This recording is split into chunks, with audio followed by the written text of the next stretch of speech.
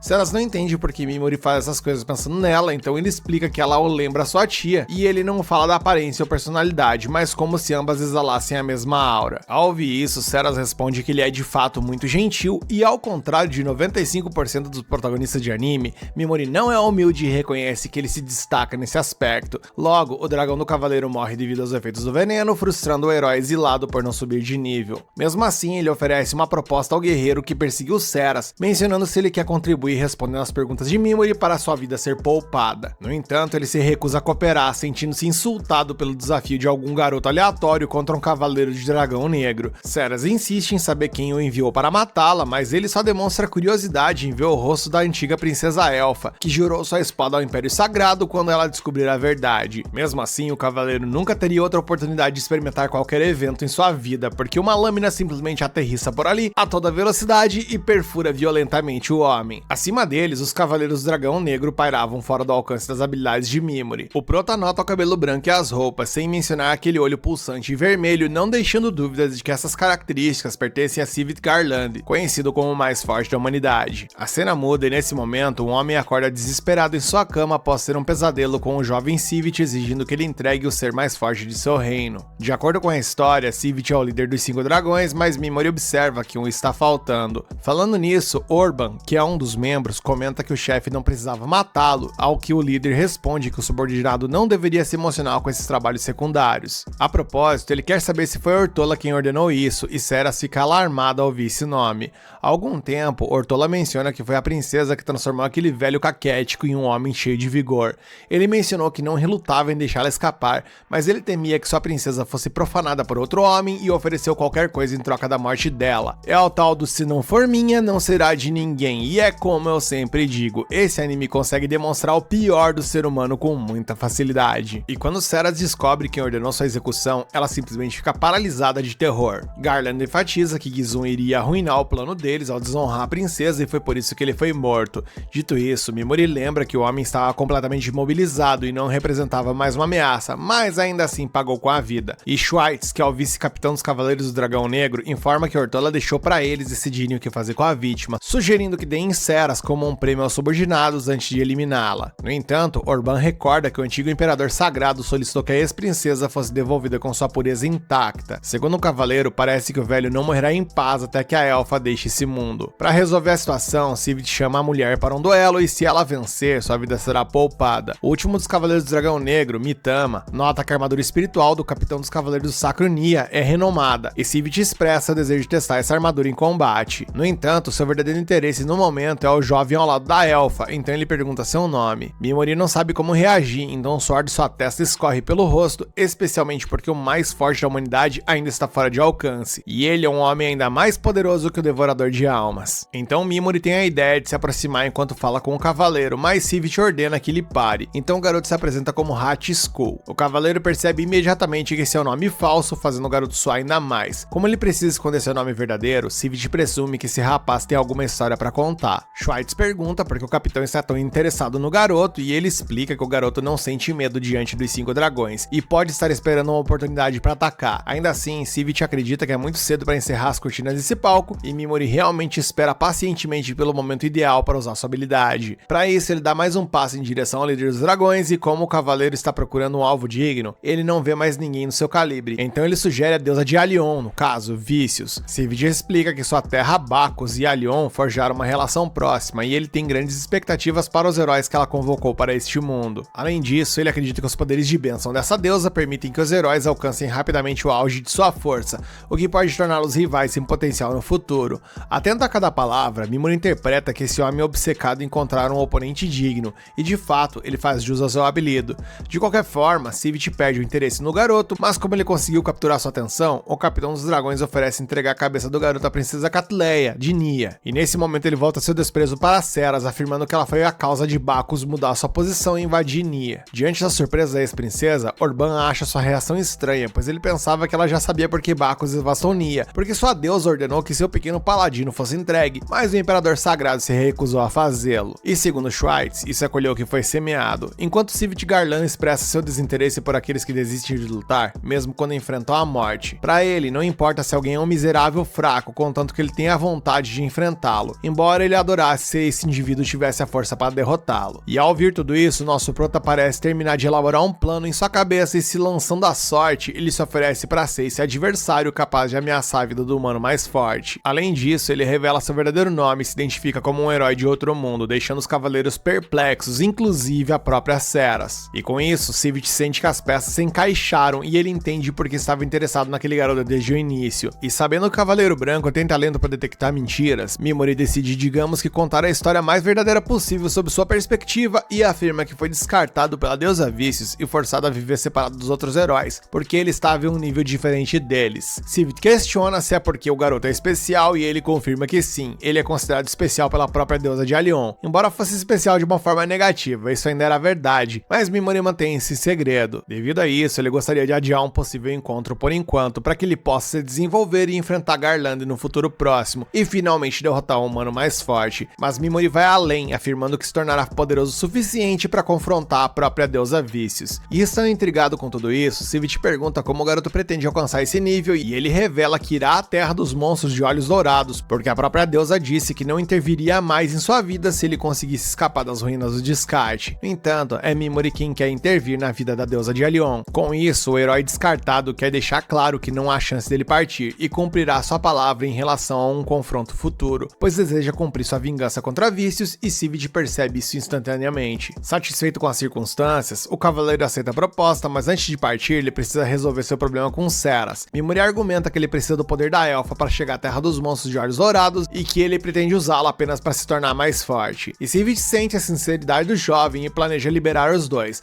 Orban, no entanto, começa a protestar, mas o líder ameaça eliminar o subordinado se ele continuar falando. Com isso resolvido, ele ordena a Schweitz que informe Green Reader que ninguém deve tocar em Mimori e Ceras. Então os 4 dragões partem e com o chefe distraído, Mimori espera o momento certo para paralisá-los todos juntos com suas montarias. E com os homens se contorcendo no chão, Mimori libera o veneno e faz os cavaleiros do dragão negro sangrarem. O capitão dele se levanta, apesar dos efeitos de paralisia e do envenenamento, e essa é a segunda vez que o portador dessa habilidade vê alguém se mover em tal estado de paralisia. O primeiro foi ninguém menos menos que o Devorador de Almas. Agora, Sivit tenta lançar sua lança no Prota, mas sem sucesso. E antes de morrer, Mitama sinaliza ao esquadrão de prontidão que rapidamente se aproxima. Mimori então diz a Ceras que ela pode fugir se quiser, mas ela escolhe ficar, afinal, ela aguarda costas do Prota. No entanto, agora ela tem um bom motivo para aceitar aquelas gemas do dragão azul como recompensa. Contorcendo-se de dor, Sivit ordena ao seu subordinado Aslan que elimine os dois atacantes sem se aproximar, para evitar cair dentro do alcance do herói enviado por Alyon. Enquanto isso, Mimori prepara seu ataque utilizando o poder adquirido através da melhoria de monstros que ele desenvolveu em Pigmaro. Logo, ele lança a habilidade Assalto Excel no céu, lançando tentáculos de slime que, conectados ao seu corpo, estendem seu alcance aos céus, permitindo que Mimori paralise seus alvos à distância. Enquanto uma chuva de homens e dragões cai do céu no final da tarde, o jovem herói exilado põe os Cavaleiros Negros para dormir, assim subindo de nível com sua habilidade de sono e desbloqueando 3 novas habilidades, sendo elas Congelamento, Escuridão e Raiva. E com seus novos brinquedos em mãos, Mimori primeiro se diverte com Orban, infligindo raiva no cavaleiro, o que deve causar convulsões e que, combinado com a paralisia, Orban provavelmente irá morrer em breve. Além disso, o garoto remove os efeitos de paralisia e do sono em Schweitz e aplica escuridão, tornando os olhos do homem negros. Nisso, Mimori lembra que Orban queria matar Ceras por dinheiro e Schweitz queria entregá-la aos seus homens, e por conta disso, ele não sente culpa de usá-los como cobaias. Logo, o primeiro e o segundo dragões morrem envenenados, seguindo por seus mestres. E ao ver que Sivit ainda está vivo, Mimori reconhece que ele é realmente impressionante. Sivit pergunta quem é esse garoto e ele responde que não é um herói virtuoso que veio salvar o mundo, mas apenas um vingador. E tendo obtido a resposta que queria, o humano mais forte morre sem poder reagir, assim como um homem comum e indefeso. Depois disso, nosso Prota e Ceras se preparam para o início da jornada e a Elfa menciona que um certo caçador de heróis seria capaz de enfrentar Sivit um dia. Esse homem é um dos Cavaleiros Negros e pode ser um desafio no futuro. No entanto, o garoto se lembra que os dragões montados pelos 5 cavaleiros eram de tamanhos diferentes, fazendo perceber que ele realmente acabou de matar esse chamado caçador de heróis,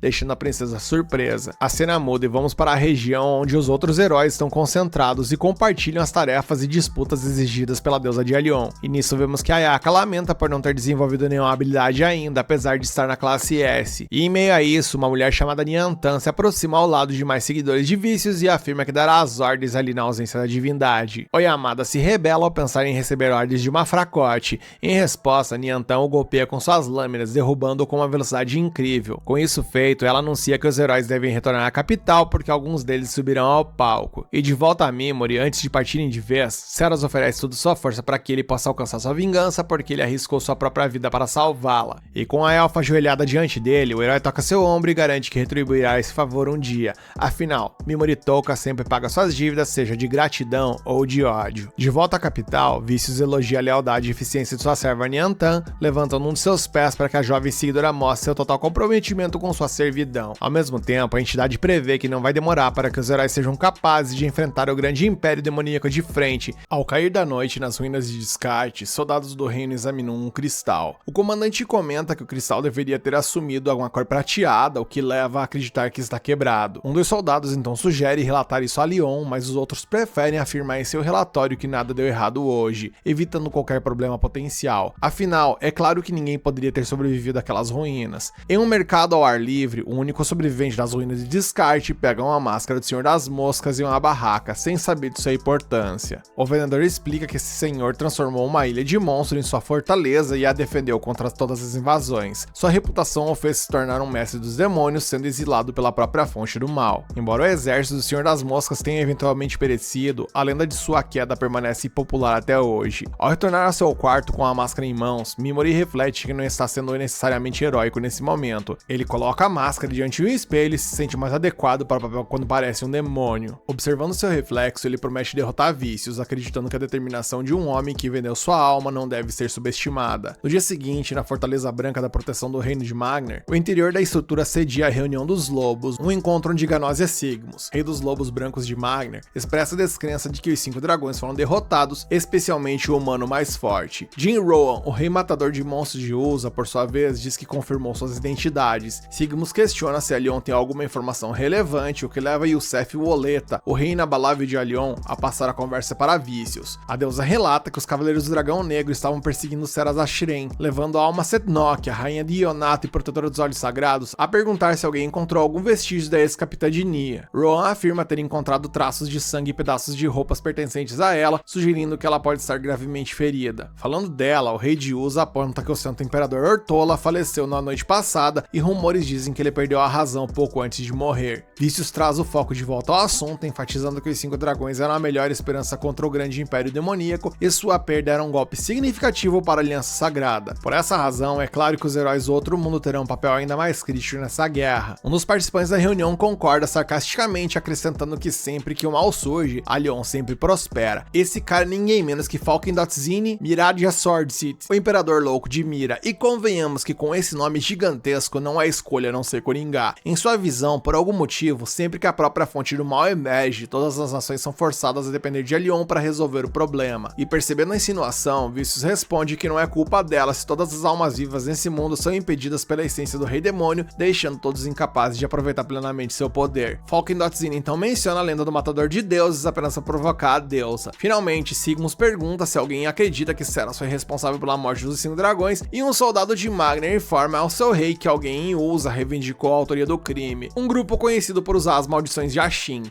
A cena muda e enquanto isso, na cidade dos guerreiros sedentos de sangue de Monroy, Seras e Mimuri se aproximam da terra dos monstros dos olhos dourados, localizado ao norte dessa cidade. Monroy é uma cidade notória por seu coliseu e arenas sangrentos, onde escravos mercenários se matam por dinheiro e fama. Seras explica que o Duque e a guilda dos mercenários administram o local, que agora é a principal fonte de entretenimento para as massas. Os viajantes logo encontram uma estalagem e Seras sugere que economizem dinheiro compartilhando um quarto. Mimuri lembra que ele é um homem, mas a elfa não parece se importar, embora fique corada ao admitir isso. Mais tarde, em uma taverna, Mimuri ouve um grupo de homens discutindo como Seras Ashran enfrentou os 5 dragões e aparentemente acabou indo de arrasta. Ao ouvir seu nome, a garota engasga com a comida enquanto os homens continuam falando, mencionando que os Ashint mataram os 5 dragões logo depois e que graças às suas poderosas maldições, eles conseguiram derrotar um grupo tão temido. Seras comenta que tem ouvido muitos rumores sobre eles ultimamente e observa que eles são adoradores do deus das maldições. E falando no assunto, 4 homens com mantos vermelhos entram na taverna, causando um silêncio ensurdecedor entre os clientes, enquanto observam os guardiões Ashint, que se autodenominam soldados amaldiçoados. Eles exigem que uma mesa seja desocupada para eles e rapidamente pedem bebidas, declarando seus responsáveis pelo massacre dos 5 dragões. Apesar do medo ao redor deles, Mimuri não vê esses homens como uma ameaça e imagina que possam ter reivindicado a autoria do crime contra os Cavaleiros do Dragão Negro para ganhar alguma fama ou vantagem. 2 clientes até comentam entre si que qualquer um poderia ter matado os 5 dragões, já que as maldições cinzentas podem ser qualquer coisa, tornando fácil para eles assumirem o crédito por qualquer crime. Eles também discutem a revelação da Bruxa dos Tabus, mencionando que ela é uma elfa negra que não é vista há mais de uma década, mas alguém na capital afirma tê-la encontrado. E como esse assunto interessa ao nosso prota, ele se aproxima da mesa vizinha e pede mais informações sobre a bruxa. Os homens, não muito satisfeitos com sua aproximação repentina, mudam de humor quando o jovem lhes oferece uma bebida e algo para comer. Eles então revelam que a pessoa que afirma ter conhecido a Bruxa dos Tabus é o guerreiro mais formidável e sedento de sangue de Monroy, que provavelmente pode ser encontrado no Coliseu. No entanto, Mimuri tem sorte, pois o guerreiro acabou de entrar na taverna e seu nome é Eve Speed, a Leopardo, e ela se senta em um canto para comer sua carne. Mimuri se aproxima dela e se oferece para pedir algo do cardápio, apresentando-se como um mercenário chamado Hat Skull, e diz que sempre teve curiosidade em saber mais sobre ela. Sem muita paciência, Eve diz ao garoto para ir direto ao ponto, pois com certeza ele não veio de tão longe apenas para ouvir sobre suas vitórias no Coliseu. Embaraçado, Mimuri elogia a intuição da guerreira e pergunta onde está a Bruxa dos Tabus. Eve então informa que ele foi enganado, pois embora ela tenha se aventurado nas terras dos monstros dos olhos dourados, onde a bruxa reside, Eve nunca encontrou ela de fato. E ao ouvir isso, as orelhas de Seras se levantaram de repente. Eve pergunta por que o mercenário quer encontrar a bruxa e ele explica que espera se tornar um estudioso um dia e planeja realizar pesquisa sobre uma figura tão interessante. No entanto, a guerreira o adverte de que o domínio da bruxa é o tipo de lugar em que se entra, mas que não se sai vivo, e embora possa parecer rude da parte dela dizer isso, ela sente-se obrigada a informar a Mimuri que ele não duraria 3 dias por lá. Quando Mimuri agradece sinceramente pelo aviso, Eve comenta que ele parece ser uma boa pessoa e que deveria valorizar mais sua vida, mesmo que esse conselho soe vazio vindo de uma guerreira de esportes sangrentos, e com isso, ela sai da taverna. Ao sair do estabelecimento, Seras menciona que Eve estava mentindo sobre não conhecer a bruxa, o que Mimuri já suspeitava. Ao mesmo tempo, ele se lembra que não trouxe comida para Pigmaro, então decide usar sua bolsa mágica após muito tempo. Com ela, ele alimenta tanto o slime quanto a elfa com um sanduíche de queijo grelhado, e como essa é uma comida do mundo original do garoto, os outros dois adoram quando a experimentam. Seras admite a bolsa transparente e percebe que há letras inscritas nela. Mimuri, vendo o cabelo da elfa soprar ao vento, comenta que as coisas de outro mundo parecem mais interessantes. Ora, você não está caindo nos encantos da elfa. Ele então lembra que é hora de criar um plano para chegar à bruxa dos tabus, e Sarah sugere que eles poderiam pagar pela liberdade de Eve Speed, para que ela possa revelar a localização da bruxa, já que os guerreiros geralmente estão presos à servidão. Enquanto isso, a cena muda e Eve está à porta com uma pequena elfa, onde ela promete tirar a criança de lá. Voltamos então à estalagem, onde vemos Ceras convocando sua vestimenta espiritual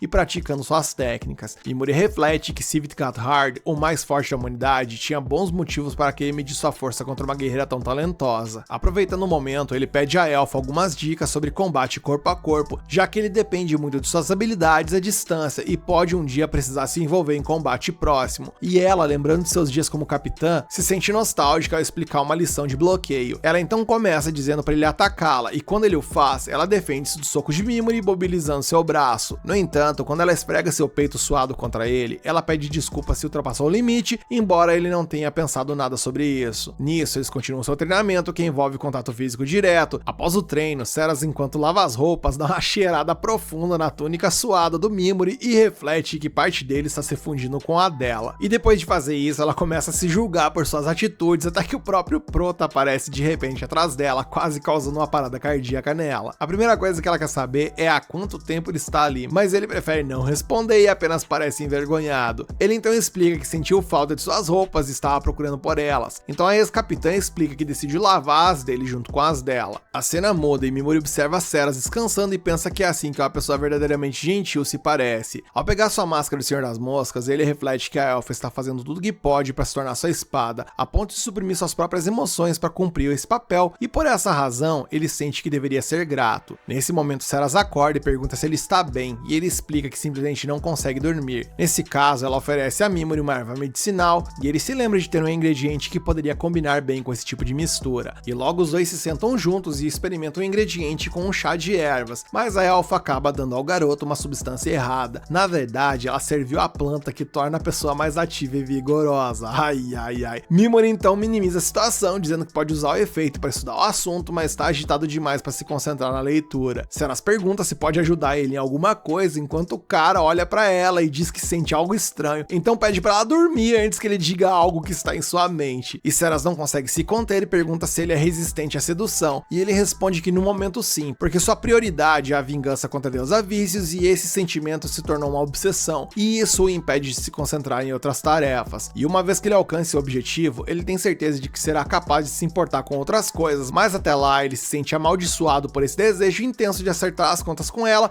e sinceramente, não sei se é verdade. E Ceras, lutando para não pular em cima dele, se ajoelha e promete fazer de tudo que puder para ajudar Mimuri a se livrar dessa maldição. A cena muda e no dia seguinte, em frente ao sangrento Coliseu, Ceras reúne informações sobre Eve. Ela era uma escrava de um senhor, mas esse senhor vendeu ela para o Coliseu. Como os leopardos são raros, ela rapidamente se tornou bem sucedida e está invicta nessas lutas por 3 anos. Eve inclusive já tem dinheiro suficiente para comprar sua liberdade há 2 anos, mas ela continua lutando para comprar a liberdade da pequena elfa que vimos anteriormente conversando com ela. A próxima luta da Eve será a última, onde terá o ganho suficiente para fazer isso. O problema é que a maioria dos campeões anteriores morreu em sua luta final e a elfa acredita que há uma mutreta envolvida nisso. Aparentemente, o duque que administrava o Coliseu coloca os campeões em desvantagem, mas se esse for o caso, Mimuri pensa que pode dar uma mão nisso. Independentemente do que Mimuri esteja planejando, ele não quer esperar até o dia da luta para que isso aconteça, então ele marca um encontro com Eve Speed. A Leoparda vai até lá pensando que ele fará outras perguntas sobre a bruxa dos tabus, então ela se antecipa dizendo que não sabe onde ela está. No entanto, Mimuri acusa a lutadora de estar mentindo e Ceras se junta à conversa e confirma a versão de Mimuri. Diante da abordagem estranha desses dois indivíduos encapuzados, acusando-a,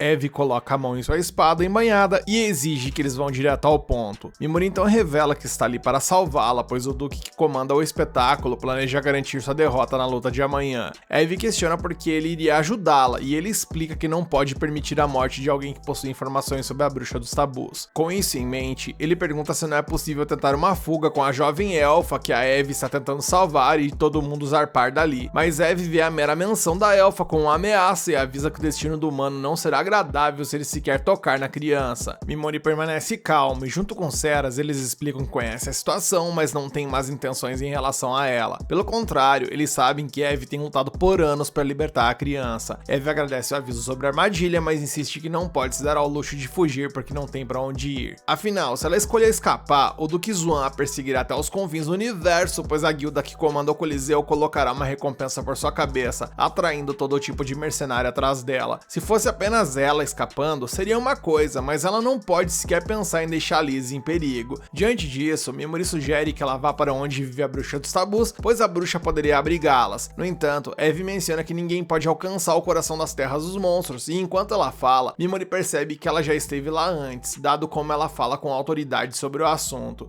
Mesmo assim, ele promete proteger a criança com sua vida e aconselha Eve a resgatar Liz e se juntar a ele e Seras a caminho da Terra dos Monstros, pois juntos podem superar os obstáculos que aquela região apresenta. Em resposta, Eve comenta que a espadachim que acompanha Mimori parece treinada ao contrário dele. Seras está prestes a intervir, mas Mimori a interrompe, alegando ser habilidoso em magia mesmo que não pareça. Na verdade, ele é poderoso o suficiente para derrotar um esqueleto rei com facilidade. Eve concorda que essa é uma criatura formidável, mas argumenta que não é nada comparado ao que eles irão enfrentar na Terra dos Monstros. Mimori então vai além, alegando que foi responsável por matar os 5 dragões, mas claro, a Leoparda não acredita nele. Então ele decide provar suas habilidades da maneira mais prática, paralisando a lutadora. Ela força o corpo para se libertar, mas Mimori avisa para pegar leve, porque do contrário ela vai se machucar com tudo isso. Não acreditando que está vivenciando, Eve chama isso de absurdo, ao que Mimori responde que esse absurdo foi o que trouxe fim aos 5 dragões, incluindo o mais forte da humanidade, o Sivit. E Seras aproveita a oportunidade para oferecer mais evidências a todo o conto, revelando-se como a ex-capitã dos Cavaleiros de Nia, que estava sendo perseguida pelos dragões negros. Após isso, Mimori libera a Eve da paralisia e deixa por conta dela decidir se acredita ou não na história deles. Ela admite que o garoto parece poderoso, mas não acha que será suficiente para adentrar na Terra dos Monstros, então decide manter seu plano e lutar amanhã para ganhar legalmente a liberdade de Liz. Além disso, ela nem conhece bem os dois para confiar em uma missão tão delicada, sem mencionar que ela tem uma longa história com esportes de sangue. Mimori pergunta se Eve Speed realmente acredita que o Duque Xuan manterá sua palavra,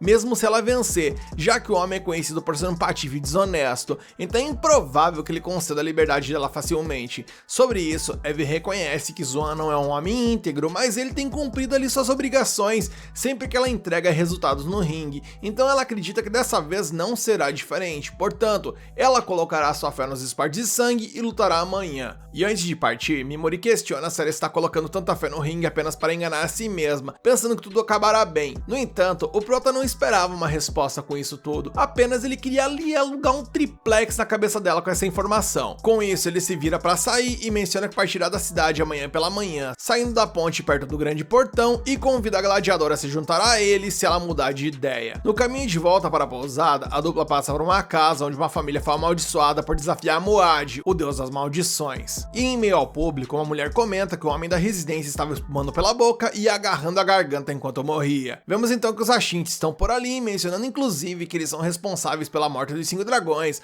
o que faz Mimori questionar se eles realmente acreditam nessa palhaçada toda ou não, mas enfim, eles continuam seguindo seu percurso e Seras expressa seu desdém por eles, até que a dupla avista uma garota sendo assediada por alguns Ashinti e Seras já estava pronta para fatiar os meliantes. Porém, Mimori pede para ela não encostar neles e resolve por conta própria, fazendo com que todos eles enlouquecessem e se degladiassem, e em meio ao caos, a garota inocente escapa e a dupla retorna para a sua jornada. Nas primeiras horas do dia seguinte, antes de amanhecer, faltam 4 horas para Mimori e Seras deixarem a cidade de Monroy. A Elfa pergunta se há alguma chance de Eve libertar Liz e viver uma vida feliz, mas o garoto assegura que não. Dado a personalidade do Duque e temendo que a Leoparda não mude de ideia, eles decidem agir. A cena muda e incapaz de dormir, Eve Speed se revira ali na cama, colocando todas as suas esperanças na misericórdia de Xuan para conceder a liberdade de Liz como prometido. Porém, o nosso prota obviamente conseguiu alugar aquele baita terreno baldio na cabeça dela, e a dúvida estava corroendo, então ela decidiu garantir que conseguiria o que queria. Para isso, ela se aproximou furtivamente da porta do Duque, ouvindo atentamente sua conversa com o subordinado. Xuan comentou que não tinha nenhum guerreiro tão amado pelo público quanto Eve Speed, e que uma mistura paralisante deveria ser dado a ela antes da luta de acordo com a tradição. Após o rival da Leoparda reivindicar sua vitória, ele deveria esfolar o oponente para garantir o respeito do público e ser intitulado como um matador de Leoparda. E quanto à jovem elfa, Xuan pretendia usar a criança para seus propósitos sentimentos egoístas quando ela crescesse e planejando vendê-la quando se cansasse dela. Afinal, ele não se sentia obrigado a desenvolver simpatia por seres inferiores. Eu já falei em outros episódios e vou falar mais uma vez porque nunca é demais. É incrível a capacidade desse anime em mostrar personagens repugnantes, cacete. E confrontada com a dura verdade, Eve Speed ficou furiosa e percebeu que escapar era a única maneira de libertar Liz. E no caminho de volta aos seus aposentos, ela foi abordada por Muad, o líder dos Ashinti, em pessoa, que mal podia conter sua empolgação para a luta que se aproximava amanhã. Depois de expressar seu entusiasmo, ele foi chamado por outros membros para resolver alguns problemas, dando a Eve a chance de sair. E indo ao local descrito por Mimori, ela encontrou a dupla e prometeu partir para a Terra dos Monstros, mas com algumas condições. Mimori entendeu a posição da Leoparda e anunciou que era hora de resgatar Liz. Enquanto isso, na taverna, a dona do local chamou a Liz de inútil por ser lenta para limpar uma simples mesa, alegando que era uma característica de sua raça. Um homem notou a garota e comentou que ela parecia ser bonita, o que levou a dona a dizer para ele manter as mãos longe dela, pois havia alguém importante que já estava de olho nela. No entanto, a própria mulher deu um tapa na elfa, derrubando-a repetidamente no chão. Nesse momento, Liz se lembrou de quando Eve lhe deu um presente e pediu à jovem garota que fosse forte, porque ambas precisavam lutar por sua liberdade. Essa lembrança encheu a elfa de coragem, então ela engoliu suas lágrimas a seco e lutou para se levantar. A dona continuou a assediar a pequena, ameaçando-a se tentasse se resistir, até que Eve Speed chegou na taverna, abrindo a porta com força e derrubando a mulher. A dona explicou que foi forçada a agir dessa forma por conta do Duque e implorou por sua vida, prometendo não dizer nada sobre elas e sobre a fuga delas. Eve poupou a mulher com a condição de que ela espalhasse a história de que Eve Speed desapareceu repentinamente indo para o sul em busca de Lisbeth. E a dona, é óbvio, concordou com tudo isso, afinal nessas horas vale a pena até assinar um cheque em branco, e até pediu desculpas a Liz por como havia tratado ela durante todo esse tempo,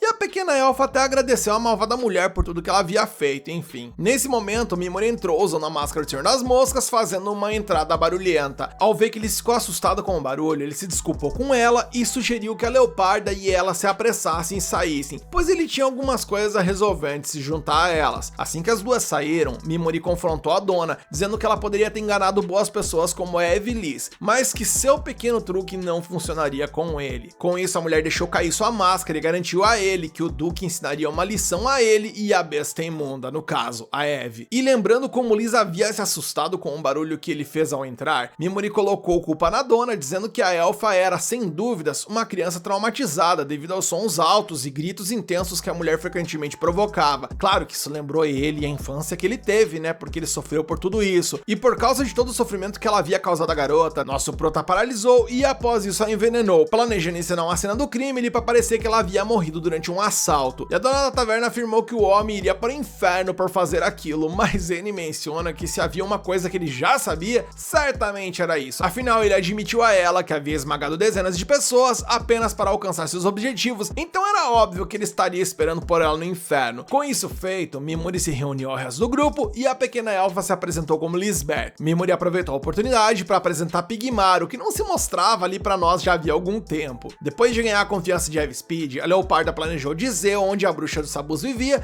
mas primeiro queria saber o que ele queria com ela. Mimori explicou que possuía um pergaminho de magia proibida escrito com um texto antigo, difícil de decifrar, e havia ouvido falar que a bruxa do Sabuz talvez poderia interpretá-lo. Ao ouvir isso, a lutadora acreditou no homem, considerando também que ele poderia ter usado suas habilidades para extrair as informações dela de maneira cruel caso quisesse, mas ele escolheu não fazê-lo. Assim, eles continuaram sua jornada até os cavalos que eles iriam usar para a travessia. Enquanto montavam, Ceras questionou se era perigoso levar a criança com eles para a Terra dos Monstros, mas Mimori garantiu que protegeria a garota, acontecesse o que acontecesse. A elfa elogiou a bondade do homem, mas ele a lembrou de que sua motivação não era tão nobre, pois Eve já havia estado naquela região e poderia ser útil. Além disso, a Liz também era uma elfa negra, assim como a bruxa, então eles apareceriam como visitantes que salvaram uma jovem de sua espécie, o que poderia causar uma boa impressão para ela. Mas claro, ele também concordou que permitir que a criança vivesse com um sorriso no rosto em vez de lágrimas